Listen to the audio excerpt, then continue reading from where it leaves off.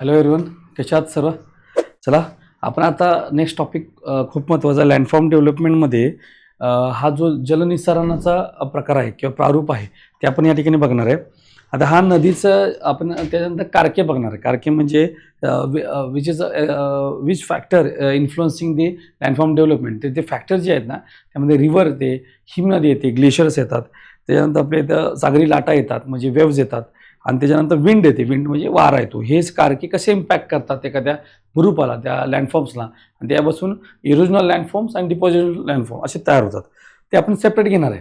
परंतु इथं जे ड्रेनेज पॅटर्न आहे, ड्रेनेज सिस्टीम आहे, ती या ठिकाणी आपण बघणार आहे अगोदर. मग त्याच्यानंतर आपण लगेच नदीनं तयार करणारे भूरूप या ठिकाणी म्हणजे आपण घेणार आहे. आता या ठिकाणी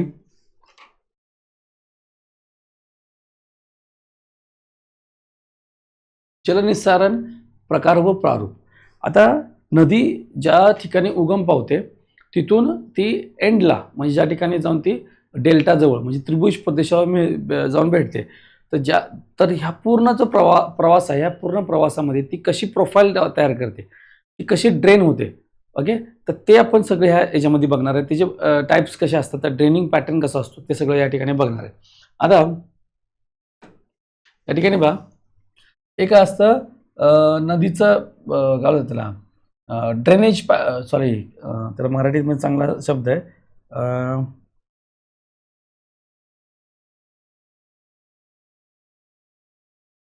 पाणलोट क्षेत्र. सॉरी, पाणलोट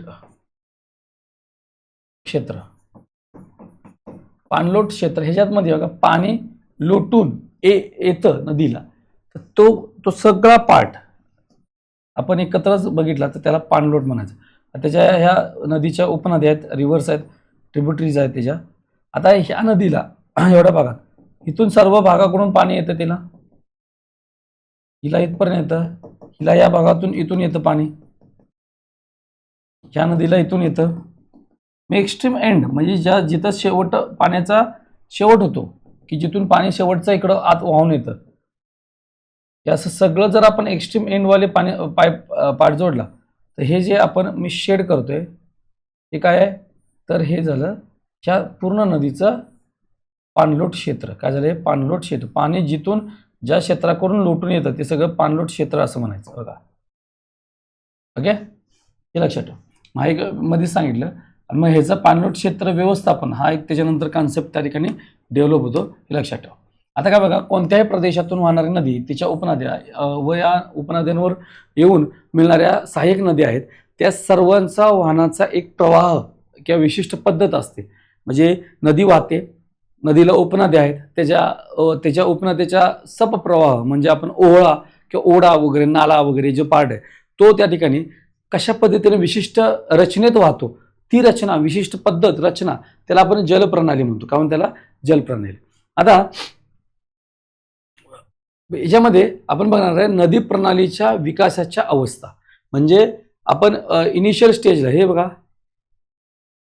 नदी ज्यावेळेस तयार झाली बघा, छोट्या छोट्या ओहळ्यामध्ये सुरुवात झाली बघा, इथून वरच्या भागात हे ओहळे असे एकत्र यायला लागले, आणि ह्या छोट्या नद्या पुढे येऊन ही नद्यांमध्ये कन्व्हर्जन झालं, आणि पुढे ते मेंडरिंग आणि तिकडे डेल्टा. सो यंग स्टेज आहे, हेड वॉटर्स म्हणतात त्याला, ट्रान्सफर झोन आहे, आणि पुढचा डिपॉझिशनल झोन आहे. ह्या काळामध्ये नदी खूप ऍक्टिव्ह असते. यंग स्टेजमध्ये नदी, जे आपण धबधबे म्हणतो, व्ही व्हॅली म्हणतो, रॅपिड्स म्हणतो, हे सगळं या ठिकाणी तयार होत असतं. हे आणि त्याची जी व्हर्टिकल कटिंग ॲबिलिटी जी असते नदीची जास्त असते, आणि जी लॅटरल असते ती त्या ठिकाणी कमी होते, कारण ती पुढे जाऊन मॅच्युअर स्टेज आणि ओल्ड एजमध्ये नाही, पण मॅच्युअर स्टेजमध्ये लॅटरल इरोजन त्या ठिकाणी केलं जातं. म्हणजे आडवं नदी घासते नदीच्या प्रवाहाला, मग नदी ब्रॉड होते. तर इथं नदी नॅरो असते, पण डीप असते, खोल असते, लक्षात ठेवायचं. याच्यामध्ये पहिली फेज या ठिकाणी असते की कुठली आहे, तर प्रारंभिक अवस्था. प्रारंभिक म्हणजे इनिशियल स्टेज. ह्या इनिशियल स्टेजमध्ये नदीचा उगम होतो, आणि लहान लहान ओहळे या ठिकाणी बघा, ओहळ्यांच्या स्वरूपामध्ये नदीचा विकास झालेला असतो, एकदम छोटा. म्हणजे असं म्हणतात ना, गोदावरी नदी जी आहे ना, ती नदी ज्यावेळी उगम पावते त्र्यंबकेश्वर जवळ, तर एका कळंगळी एवढी त्याचा सोर्स आहे. परंतु तोच ज्यावेळी ती आंध्र प्रदेशला जाऊन बे ऑफ बंगालला भेटते, त्यावेळी गावाच्या गाव वाहून न्यायची त्याच्याकडे ताकद असते. हे नदीचं प्रारूप आहे. हे प्रारूप अशा पद्धतीने जातं. सुरुवातीला ओहळा असतो, हे लक्षात ठेवा. नंतर तुमच्या इथं इलॉंगेशन फेज, म्हणजे ही जी नदी आहे, नदीचं काय होतं, ज्या दिशेनं नदी वाहते तिकडे इरोजन वाढतं, इरोजन करायला लागतं, अपक्षरण करते, चालू राहते व इतर बाबींमुळे तिची लांबी वाढते आणि तिला अनेक उपनद्या मिळतात. म्हणजे त्या ठिकाणी उपनद्या मिळणारी फेज असते ती इलॉंगेशन फेज असते. लांबी वाढायला लागलेली आहे, इरोजन ताकद त्या ठिकाणी वाढायला आहे, कारण की या ठिकाणी फक्त ओळे आहेत. ओके. नंतर इलॅबरेशन. इलॅबरेशन म्हणजे ज्या नद्या आणि उपनद्या आहेत सॉरी, जी नदी आहे आणि त्याला येऊन मिळणाऱ्या उपनद्या आहेत त्यांची डेव्हलपमेंट उच्चतम पातळीला असते. बघा, उपनद्यांचा विकास झाल्याने त्यांना अनेक सहाय्यक नद्या येऊन मिळतात. म्हणजे आता नदीचं प्रारूप नदी एक्झॅक्टली वाटायला लागते, कारण की मुख्य नदी आहे, त्याला येऊन मिळणाऱ्या उपनद्या आहेत, त्या उपनद्यांना मिळणाऱ्या सहाय्यक नद्या म्हणजे कन्सिक्वेंट, सबसिक्वेंट आणि ऑफसिक्वेंट रिव्हर्स. आता थोड्या वेळानं बघायचं ते काय असतं ते. म्हणजे इलॅबरेशन स्टेज असते. नंतर असते एक्सटेन्शन, म्हणजे आता कुठल्याही पद्धतीनं उपनद्या वगैरे या ठिकाणी भेटणार नाहीत, परंतु हे बघा, या अवस्थेत मुख्य व उपनद्यांचा शरण कार्यामुळे तिची उगमाकडील लांबी मध्ये वृद्धी होते. आता तिथं एक्स्ट्रा उपनद्या भेटणार तर नाहीतच, परंतु जी आता नदी तयार झाली आहे ब्रॉड, आता ब्रॉड बनायला लागते. ही जी पुढची स्टेज आहे म्हणजे ऑलमोस्ट ह्याच्यातला लास्टचा फेज आणि ही ऑलमोस्ट ही फेज या ठिकाणी गाठलेली असते एक्सटेन्शन स्टेजमध्ये. नंतर असतं इंटिग्रेशन. इंटिग्रेशन म्हणजे एंड आहे. या अवस्थेमध्ये निरनिराळ्या नद्या उपनद्यांच्या खोऱ्यांचे एकत्रीकरणात समिलीकरण होतं. त्यामुळे नदी प्रणाली साधी व सोपी अशी प्रारूप्त किंवा रचना प्राप्त होते. म्हणजे सगळ्यात शेवटची ज्या ठिकाणी नदीला एक वेगळा शेप, नदीचा एक शेप, ओरिजिनल शेप या ठिकाणी डेव्हलप होतो आणि या ठिकाणी जे उपनद्या येऊन मिळण्याची जी संख्या असते त्या ठिकाणी कमी होत जाते किंवा ऑलमोस्ट या ठिकाणी कमी म्हणजे ऑलमोस्ट नसल्यासारखीच आहे. एंड ऑफ दी रिव्हर लक्षात ठेवा. थोड्याफार असतात, परंतु बाकी इतर वरच्या ज्या ठिकाणी वरच्या भागामध्ये ज्या ठिकाणी उपनद्या मिळतात त्या पद्धतीने तिकडे खाली दक्षिणेला मिळत नाहीत. सॉरी, दक्षिण नाही, नदीच्या एंड पॉईंटला भेटत नाही. त्यामुळे ही एक इंटिग्रेशन स्टेज तुम्हाला लक्षात ठेवावं लागेल. So elongation stage, initial stage, elongation stage, elaboration stage, extension stage आणि इंटिग्रेशन स्टेज लाईनीत पाठ करायचं. कळलं का? उपनद्या नाही भेटत. उपनद्या इलॉंगेशनमध्ये उपनद्या इथं मिळायला सुरुवात होते, पण त्यांची डेव्हलपमेंट इलॅबरेशनमध्ये होत असते. नद्या मिळायला सुरुवात होते पण डेव्हलपमेंट इलॅबरेशनमध्ये होते. सो इलॅबरेशनवाली स्टेज नदी उपनद्यांसाठी लक्षात ठेवायची आणि इंटिग्रेशन जी स्टेज आहे ती उपनद्या नाहीसाठी लक्षात ठेवायची बस. आणि हे लाईनीत इनिशिएशन, इलॉंगेशन, इलॅबरेशन आणि एक्सटेन्शन आणि इंटिग्रेशन हे अशा तुम्हाला स्टेजेस पाठ कराव्या लागतील. ओके. हे काय अवघड असं नाही आहे की जे तुम्हाला डिफिकल्ट जाईल. फक्त जे काय करायचं हे तुम्हाला सांगतोय, तुम्हाला तेवढं करावं लागेल. ठीक आहे ना? एवढंच लिहायचं. आता नदी प्रणालीचे महत्त्वाचे प्रकार त्याच्यामध्ये आता ह्या ठिकाणी मी फक्त एवढंच बनवतो. नदी प्रणाली आहे, त्यात पहिला प्रकार असतो कन्सिक्वेंट, अनुवर्ती. मराठीत जरा सांगतो, मराठीत आणि अनुवर्ती. म्हणजे एक नदी आहे उतारानुसार वाहते, म्हणजे ती स्लोपनं उताराच्या दिशेनं वाहणं हे स्वाभाविक आहे, म्हणून त्याला स्वभावोद्भूत प्रवाह म्हणतात किंवा सिक्वेंट ड्रेनेज पॅटर्न. सिक्वेन्सनं चाललेली आहे, सिक्वेंट ड्रेनेज पॅटर्न. कळलं का तुम्हाला? नावातच आहे. मग अनुवर्तीवरनं तुम्हाला आयडेंटिफाय नाही म्हणून स्वभावोद्भूत किंवा सिक्वेंट ड्रेनेज पॅटर्न जो आहे ना ह्याच्यावरून तुम्हाला आयडेंटिफाय होईल की ते एक सर्टन सिक्वेंटमध्ये वाहते टुवर्ड द ग्रॅव्हिटी, जिकडं उतारा तिकडं वाहणार. परंतु त्याच्या अगेन्स्ट आहे का? येस. दुसरा प्रकार तोच आहे, अनुवर्ती किंवा अस्वभावोद्भूत प्रवाह प्रणाली किंवा इनसिक्वेंट ड्रेनेज पॅटर्न. हे दोन आपल्याला लक्षात ठेवायचे. परत सब पार्टमध्ये डिव्हिजन होतं बघा असं. म्हणजे याच्यात काय दिलं बघा, एक आहे सिक्वेंट म्हणजे स्वभावोद्भूत, दुसरा आहे इनसिक्वेंट म्हणजे अस्वभावोद्भूत. सिक्वेंट मध्ये जास्त तुम्हाला डाटा भेटेल. कन्सिक्वेंट म्हणजे मुख्य नदी जी आहे ना ती कन्सिक्वेंट आहे. ऑफसिक्वेंट, रिसिक्वेंट आणि सबसिक्वेंट ह्या उपनद्यांच्या मेन नदीच्या ह्या उपनदी आहेत. आणि लॉन्जिट्युडनल आणि लॅटरल हे ऍक्च्युली नदीचंच स्वरूप आहे, इरोजनलवाला ते. ओके. लॅटरल इरोजन करणाऱ्या नद्या, लॉन्जिट्युडनल इरोजन करणाऱ्या नद्या, नदीचं एक प्रारूपामध्ये ते आढळतं. आणि सबसिक्वेंट, ऑब्सिक्वेंट आणि रिसिक्वेंट ह्या नद्यांचा या ठिकाणी काय सहाय्यक नद्या आपण त्याला म्हणतो त्या आहेत. म्हणजे काय, नदी वाहते ती कन्सिक्वेंट, नदीला मिळणाऱ्या उपनद्या त्या ऑब्सिक्वेंट, आणि त्याला नदीला मिळणाऱ्या ज्या नद्या आहेत ऑब्सिक्वेंट, सबसिक्वेंट आणि रिसिक्वेंट. रिसिक्वेंट कुठली असते, जी मेन नदीला बाजूला पॅरलल वाहते, पण नदीच्या दिशेनेच वाहते. नदी जिकडे वाहते ना त्याच त्याच्या बाजूला वाहते. ओके. ऑब्सिक्वेंट काय, नदी ज्या मेन नदी जिकडे वाहते त्याच्या उलट्या दिशेने अशी वाहते आणि मग तिला येऊन मिळते. ओके. थोड्या वेळ डायग्राम पाहून बघू. ह्या डायग्राम वरून तुम्हाला आयडेंटिफाय होणार नाही. आणि जे इनसिक्वेंट ड्रेनेज पॅटर्न आहे त्यामध्ये दोन गोष्टी लक्षात, अँटीसिडंट रिव्हर्स आणि super impose reverse. Antecedent river म्हणजे काय, आता तुम्ही स्टेट बोर्ड मध्ये किंवा तुमच्या रेफरन्स पुस्तकात वाचलं असेल, अँटीसिडंट रिव्हर इंडस नदी किंवा ब्रह्मपुत्रा रिव्हर ही अँटीसिडंट रिव्हर्स आहेत. ओके. म्हणजे त्याचा अर्थ काय की ज्यावेळी नदी तयार झाली तर त्याच्या नदी वाहत असताना त्याच्यामध्ये डोंगराची निर्मिती झाली, फॉर्मेशन ऑफ द माउंटन झालं. मग डोंगर जसा वर यायला लागला तसं त्या नदीनं त्या डोंगराला कट केला, कट करत करत करत मग ती गळई निर्माण करून व्हायला, म्हणजे व्हॅली तयार झाली आणि त्यानंतर गळई किंवा गॉर्ज तयार झाला. आणि सध्या भारतामध्ये किंवा जगामध्ये ज्या ज्या ठिकाणी नद्यांनी गॉर्ज तयार करून वाहत आहे सगळ्या नद्या अँटीसिडंट रिव्हर आहेत. आणि भारतातील त्या फेमस नद्या म्हणजे 17,000 फीटची गळई असणारी सिंधू नदी, त्याला इंडस म्हणतात, आणि ब्रह्मपुत्रा रिव्हर ह्या ठिकाणी आपल्याला लक्षात ठेवावं लागेल ज्या अँटीसिडंट रिव्हर्स आहेत. सुपर इम्पोज म्हणजे काय, नदीचा प्रवाह म्हणजे ग्रॅव्हिटी असो किंवा त्या ज्या दगडावरून वाहते त्या खडकाचे प्रकार असो किंवा त्याचं स्ट्रक्चर असो, ह्या कोणत्याही बाबीचा विचार न करता नदी त्याच्या स्वभावानुसार त्या सगळ्यांना बायपास करून त्याच्या विरोधात वाहते, त्याला सुपर इम्पोज म्हणतात. त्या ठिकाणी नदीची ताकद जास्त असते, नदी कोणत्याही घटकाची दाद देत नाही, आणि मग त्या प्रकारची जी नदीची प्रोफाईल तयार झालेली असते सुपर इम्पोज प्रकारची असते. ते आपण आता इन डिटेल बघू. त्यामुळं इथे अनुवर्ती म्हणजे सिक्वेंट म्हणजे पर्टिक्युलर ग्रॅव्हिटीच्या दिशेला, इनसिक्वेंट म्हणजे ग्रॅव्हिटीच्या विरोधी दिशेनं, हे लक्षात ठेवा. सॉरी, इनसिक्वेंट म्हणजे या ठिकाणी तिथं ग्रॅव्हिटी वगैरे बघत नाही, तर हे त्याच्या मार्गात जे येईल त्याला कट करून वाहणार. इनसिक्वेंट म्हणजे त्या ह्याच्या विरोधात, प्रवाहाच्या विरोधात, नेचरच्या विरोधात. आता पहिला आहे कुठली, अनुवर्ती किंवा स्वभावोद्भूत प्रवाह प्रणाली किंवा सिक्वेंट ड्रेनेज पॅटर्न. खूप महत्वाची आहे ही. मी डायग्राम मुद्दामून GC लिओंग मधून घेतलेली आहे, ज्याच्यावरती खूप क्वेश्चन येतो. आता बघा, मेन नदी आहे तिचं नाव आहे कन्सिक्वेंट. आत्ता कंबाईन मध्ये राज्यसेवेत आता 2022, 23, 24 ला बघा 2-2, 3-3 प्रश्न आहेत. ही डायग्राम पाठ करा बघा, याच्यावर लगेच कळेल तुम्हाला. बघा, कन्सिक्वेंट म्हणजे मुख्य रिव्हर. हे बघा, ही काय मी इथे लिहितो बघा, काय मुख्य रिव्हर आहे, मुख्य नदी.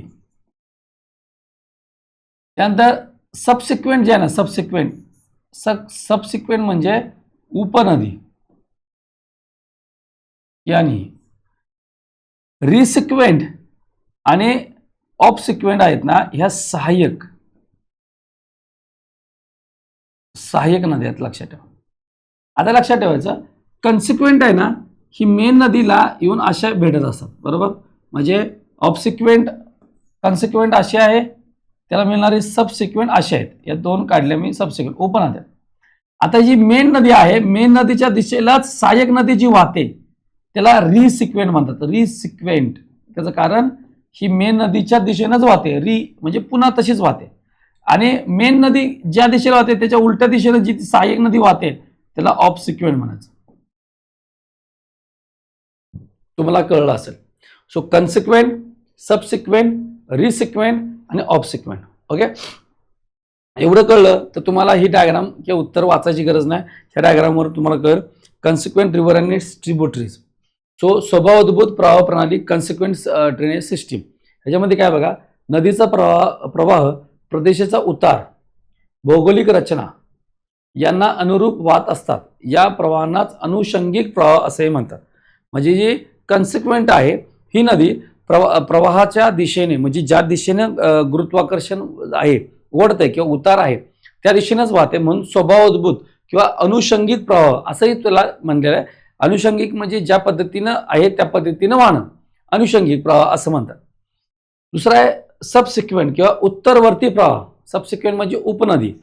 काय प्रमुख अनुवर्ती मास्टर कन्सिक्वेंट स्ट्रीम आहे ना, नंतर निर्माण होणाऱ्या प्रवाहास आपण उत्तरवर्ती प्रवाह असे म्हणतो. असे प्रवाह अपनतीच्या अपनती म्हणजे अँटीक्लाइन असतं ना, त्या कक्षाचा समांतर असतात. जे अँटीक्लाइन म्हणजे डोंगराची जी वरचा टीप आहे, म्हणजे डोंगर असे आहेत आणि त्याच्यामधून वाहते, त्या प्रवाहाच्या मधून काय कसे वाहते, समांतर वाहते, पॅरलल वाहत असते, लक्षात ठेवायचं.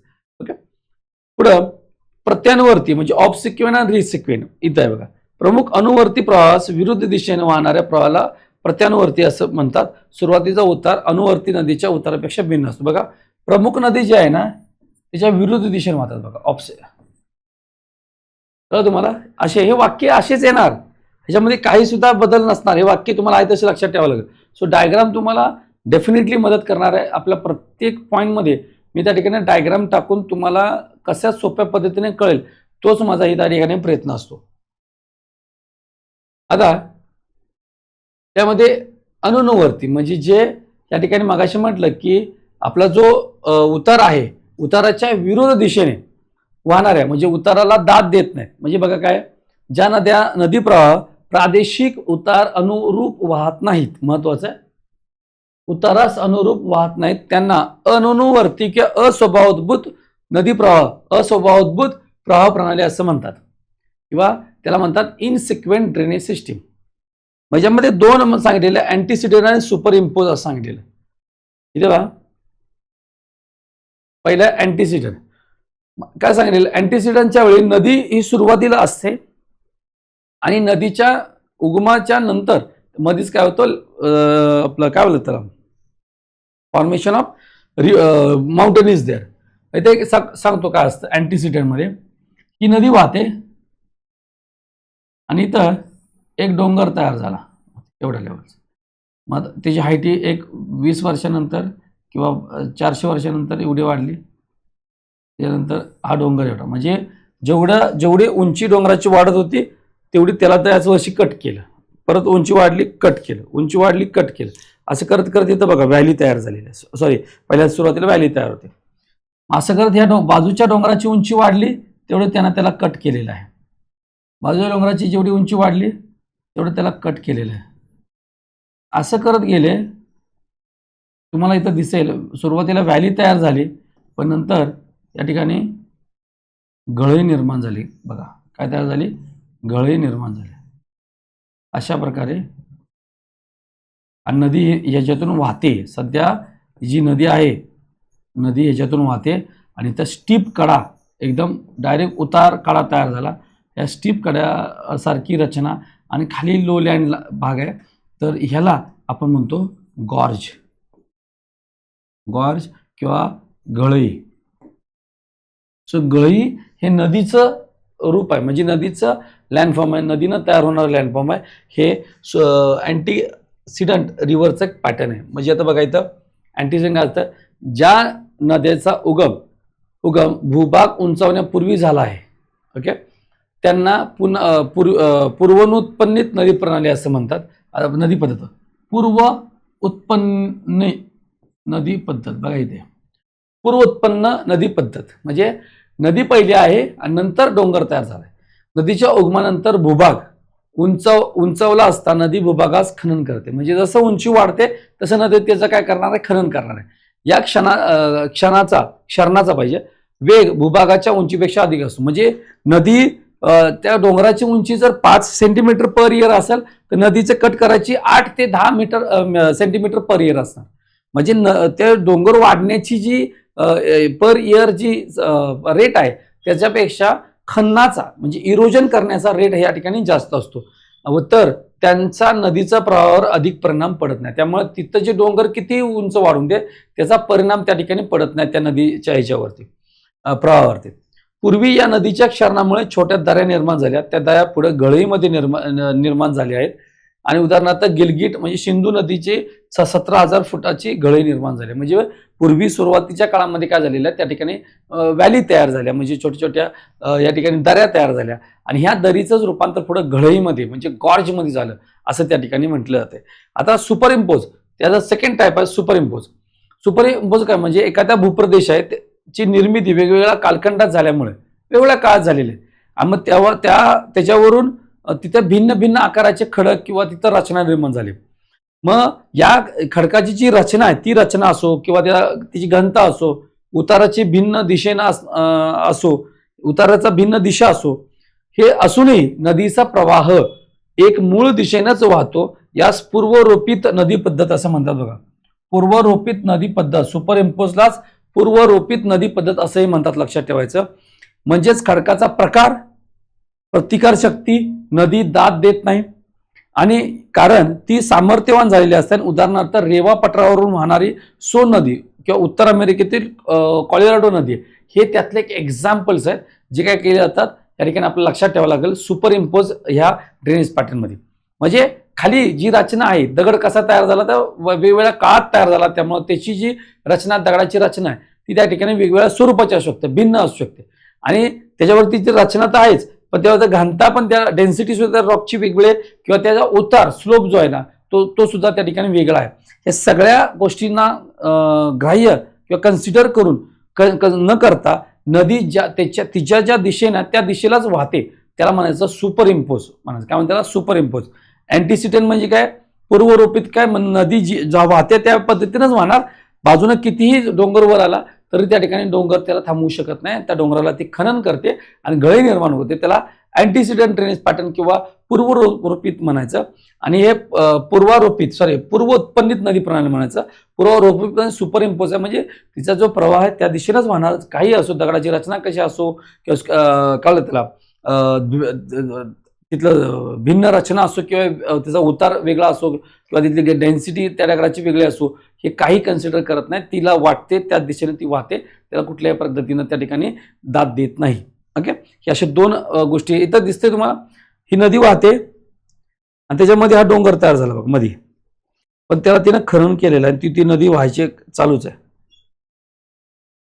अशा पद्धतीनं इथं एक एक्झाम्पल दिलं बघा. इथं उतारा दिशेने वाहते, इथं मध्ये डोंगर होता कनेक्ट, त्यात तोडलाय, कळलं का? ह्याच्यामधून वाहते. आता हे उतार असे आहेत बघा, हे झुजेन सारखे, झुजेन आपण नंतर बघायचं, पण त्याच्यामधून अशी नदी गेली बघा, अशी कट करून. म्हणजे super imposed stream cut through older rock regardless of topography. म्हणजे तिथं ज्या पद्धतीने भूरूप आहे त्याचा विचार न करता ही जी रिव्हर आहे तिनं त्या ठिकाणी ते रॉक स्ट्रक्चर, जे जुनं रॉक स्ट्रक्चर आहे त्याला तोडलेलं आहे आणि त्याच्यामध्ये बघा हे वॉटर गॅप निर्माण झालेले आहेत. ठीक आहे, यंगर रॉक्स या ठिकाणी आहेत. आता इथं ड्रेनेज पॅटर्न, हे एक ड्रेनेज पॅटर्न आहे. ड्रेनेज पॅटर्न म्हणजे नदी ओव्हरऑल सगळ्या नदीला आपण बघितलं तर नदीची प्रोफाईल कशी दिसेल. तर नदीचे जे ड्रेनेज म्हणजे एखाद्या प्रदेशातील नदी, उपनदी म्हणजे कन्सिक्वेंट, सबसिक्वेंट, ऑफसिक्वेंट आणि रिसिक्वेंट ह्या नद्या मिळून बनलेल्या भूमितीय रचनेच आपण नदी प्रणाली असं म्हणतो, ते स्वरूप म्हणतो. नदी प्रणालीचे प्रारूप किंवा स्वरूप असं म्हणतो. त्यामध्ये नावं लक्षात ठेवा. डेंट्रिकल म्हणजे कुठली असते? तुमच्या दाताला हिरड्याची रचना असते ना, ओके, म्हणजे दात आहे त्याला असं डेंट्रिकल पॅटर्न मध्ये. ठीक आहे, रेडियल पॅटर्न मध्ये. रेडियल म्हणजे ज्या ठिकाणी मध्ये डोंगर आहे आणि त्याच्या बाजूनं सगळीकडे नद्या उगम पावलेल्या आहेत. रेडियस सर्कलच्या मधून मध्ये सेंटर आहे आणि तिथून आपण लाईन मारतो ना सगळीकडे, रेडियस म्हणजे त्रिज्येच्या दिशेनं, त्याला रेडियल पॅटर्न म्हटलेलं आहे. ओके, त्यानंतर ट्रेलिज इथं दिसतं बघा. ट्रेलिज छोटे छोटे छोटे आपण काय बोलतो त्याला, ट्रेलिज म्हणजे तुम्हाला काय म्हणतो, जाळीदार रचना या ठिकाणी सापडेल. रेडियल झालं. सब डेंट्रिकल म्हणजे एकाच आता डेंट्रिकल म्हणजे एका बाजूला नाही तर दोन्ही बाजूला या ठिकाणी तशी रचना आहे. सब डेंट्रिकल मध्ये फक्त एका बाजूलाच रचना आहे, तशी हिरडेल असते ना तशी, किंवा झाडाच्या फांदीसारखी. पॅरलल म्हणजे आपल्या इथं नर्मदा नदी आहे, ती नर्मदा नदी अशी वाहते पण त्याच्या उपनदी आहेत ना, ह्या सगळ्या एकमेकाला पॅरललच आहे. ओके, आता थोड्या वेळा रेक्टँग्युलर पण असतात बघा, रेक्टँग्युलर आणि पॅरलल म्हणजे त्या नदी दिसतात पॅरलल आणि ह्याच्यामध्ये गॅप असते ना, म्हणून त्याला रेक्टँग्युलर असं म्हणतात. असं त्यानंतर सब पॅरलल, इनिशियल एंड आहे तिथं पॅरलल आहे पण पुढे त्या पॅरलल नाहीत म्हणून सब पॅरलल. अॅन्युलर एकदम छोटे छोट्या प्रवाह आहेत. ते पिनेट हरणाचे शिंग आहेत, म्हणजे एक दांडी आहे त्याला बरेचसे छोट्या छोट्या नद्या येऊन मिळतात, त्याला पिनेट प्रकारचं आपण रचना म्हणतो. हे इनलँड ड्रेनिंग आहे बघा. आतली काय ना बाहेरून आतमध्ये नद्या काय होतात तसे ड्रेन होते. उदाहरणार्थ लुनी नदी राजस्थानमधली जी काय करते इनलँड ड्रेनिंग करते गल्फ ऑफ कच्छमध्ये. ओके, वोल्कॅनिक आहे. त्याच्यानंतर हे डेंट्रिकल पॅरल हे आता पाहिले पॅरल बघा तिथं रचना दिसते पॅरल, हे लक्षात ठेवायचं असं. सो हे नावावरनं कळतं, एवढं काय याच्यात अभ्यास करण्यासारखं एवढं काय डिटेल नाव फक्त लक्षात ठेवा. आता हा एक कन्सेप्ट आहे, मी मुद्दामून या ठिकाणी घेतलेला आहे.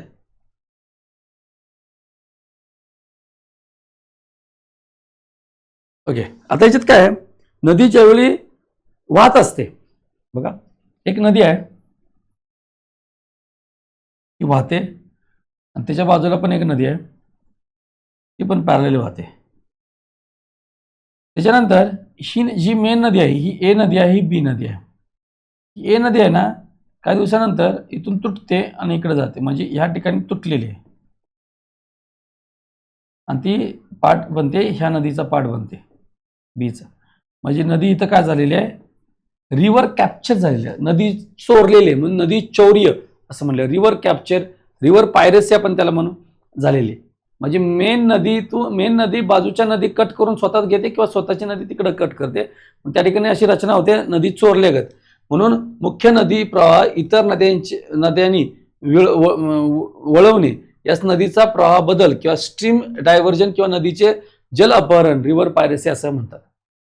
ही प्रक्रिया प्रामुख्याने नदीच्या युवा अवस्थेत, खूप महत्वाचं वाक्य आहे हे, नदी कट एखादा भाग तोडणं आणि मग तिथून मेन स्लोपच्या अगेन्स्ट जाऊन दुसरीकडे जाणं हे फक्त इनिशियल भागातच शक्य आहे. त्याचं कारण तिथं खूप नदीला व्हर्टिकल कटिंगची ॲबिलिटी फार असते त्या ठिकाणी.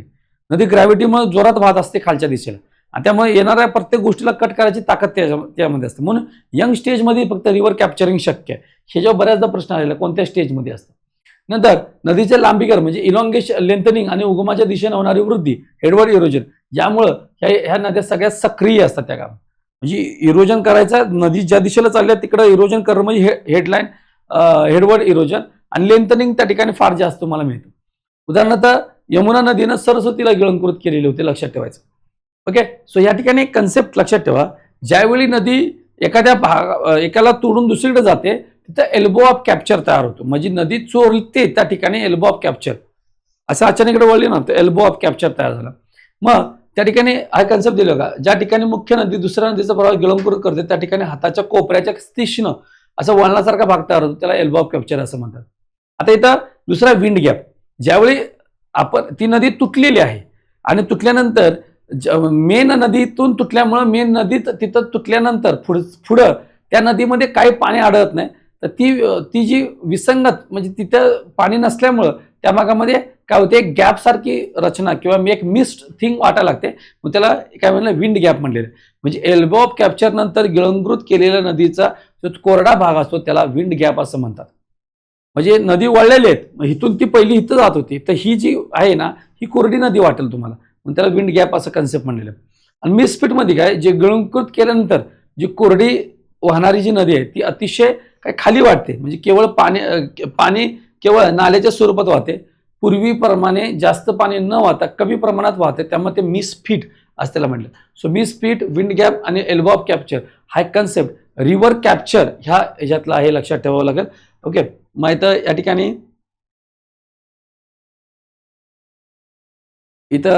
या ठिकाणी बघा यांगत्से रिव्हर, मिडल यांगत्से अशी रिव्हर होती. नंतर बघा तिकडे तिथून कट झालेली आहे, ही वेगळा एक यांगत्से वेगळी बनलेली या ठिकाणी, तर इकडून आलेले इकडे गेले. यांगत्से नदी या ठिकाणी, मिडल यांगत्से होतं, यांगपाई, ओके रेड. नद्या काही वर्षानंतर वेगळ्या झाल्या. इथं पॅलिओ मेकॉंग इथं मिळणारी, इथं नदी नव्हती पण इथं मिळाली.